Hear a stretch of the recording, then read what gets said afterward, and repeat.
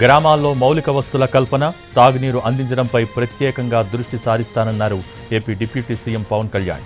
కీలక మంత్రిత్వ శాఖలతో ప్రజలకు మేలైన సేవలు అందించే భాగ్యం కలిగిందని అన్నారాయన.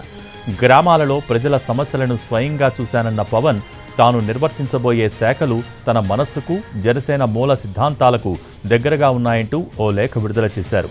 పర్యావరణ పరిరక్షణకు ప్రాధాన్యం ఇస్తానని, ఎర్రచందనం, అటవీ సంపద అక్రమ రవాణాపై ఉక్కుపాదం మోపుతామని అన్నారు డిప్యూటీ సీఎం పవన్ కళ్యాణ్.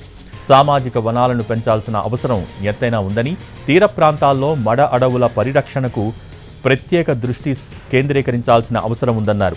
విశాఖ ఏజెన్సీలోని కురిడి గ్రామంలో గుక్కెడు నీళ్ల కోసం గిరిజనుల అవస్థల్ని తాను స్వయంగా చూశానన్నారు.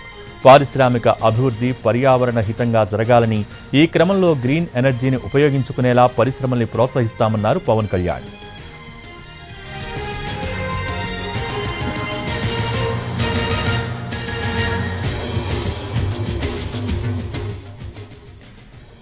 గ్రామాల్లో మౌలిక వస్తుల కల్పన, తాగునీరు అందించడంపై ప్రత్యేక దృష్టి సారిస్తానన్నారు AP deputy CM Pawan Kalyan.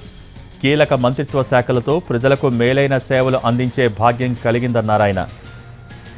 గ్రామాలలో ప్రజల సమస్యల్ని స్వయంగా చూశానన్న పవన్, తాను నిర్వర్తించబోయే శాఖలు తన మనస్సుకు, జనసేన మూల సిద్ధాంతాలకు దగ్గరగా ఉన్నాయంటూ ఓ లేఖ విడుదల చేశారు.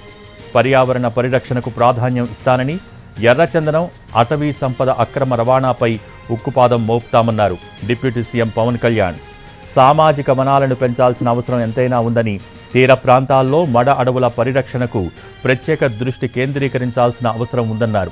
విశాఖ ఏజెన్సీలోని కురిడి గ్రామంలో గుక్కెడు నీటి కోసం గిరిజనుల అవస్థల్ని తాను స్వయంగా చూశానన్నారు. పారిశ్రామిక అభివృద్ధి పర్యావరణ హితంగా జరగాలని, ఈ క్రమంలో గ్రీన్ ఎనర్జీని ఉపయోగించుకునేలా పరిశ్రమల్ని ప్రోత్సహిస్తామన్నారు పవన్ కళ్యాణ్.